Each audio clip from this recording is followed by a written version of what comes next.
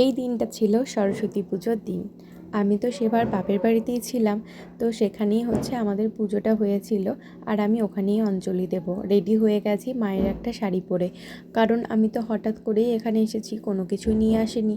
তো মায়ের একটা শাড়ি পরে নিয়েছি, মায়েরই সব কিছু দিয়ে সাজুগুজু করেছি, আর বোনের একটা জুয়েলারি পরে নিয়েছি। কেমন লাগছে আমাকে জানিও। তারপরে চলে গেছিলাম পুজো মণ্ডপে, আর আমাদের বাড়ির ঠিক সামনেই ছিল পুজো মণ্ডপটা। তারপরে এসে দেখি মামার ঘুম থেকে উঠে গেছে, তো ওকে নিয়ে চলে গেলাম আর ওর সাথে কিছু ফটোশ্যুট করে নিলাম। আর এটা আমার মাম্মামের সেকেন্ড টাইম সরস্বতী পুজো।